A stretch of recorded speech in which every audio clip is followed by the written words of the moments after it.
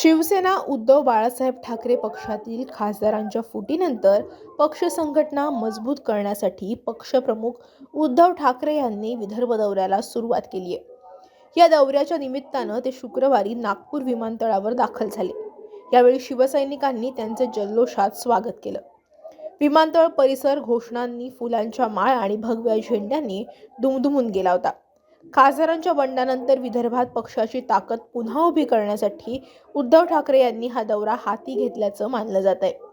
नागपूर विमानतळावरील मोठी गर्दी आणि कार्यकर्त्यांचा उत्साह पाहता विदर्भात शिवसेनेची संघटनात्मक ताकद वाढवण्याचा प्रयत्न अधिक वेगानं सुरू झाल्याचं चित्र दिसून आलंय।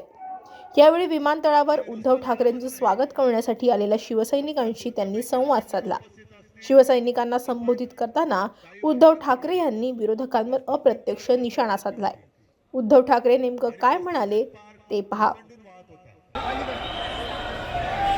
आता मी यवतमाळला चाललेलो आहे, पण मी तुम्हाला वचन देतो की तुमच्यासाठी खास नागपूरमध्ये मी आल्याशिवाय राहणार नाही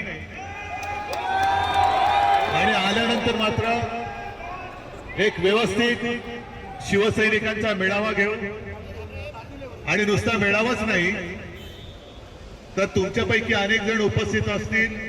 आपण काही वर्षांपूर्वी कस्तुरचंद पार्कला सभा घेतली होती आणि कस्तुरचंद पार्क ओसंडून वाहत होता। म्हणजे अनेकांनी मला सांगितलं होतं की तुमचं मैदान चुकलंय। म्हटलं आमचं मैदान कधीच चुकत नाही। आम्ही ज्या मैदानात उभं राहतो ते मैदान ओसंडून वाहतं।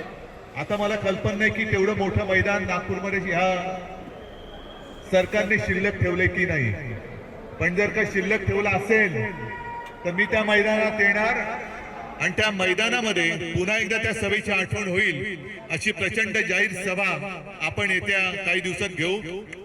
पाऊस सुरू होतो मला कल्पना आहे, पण पुढच्या महिन्यामध्ये किंवा किशोर सतीश तुमचा वेळ मी येतो आणि शिवसैनिकांचा एक प्रचंड मेळावा आपण घेऊया।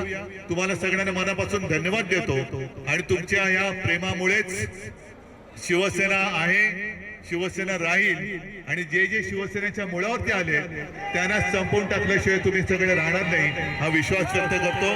जय हिंद, जय महाराष्ट्र। आणि विदर्भाच्या लोकांना मग काय भेटणार? हिंदू जय सम्राट शिवसेना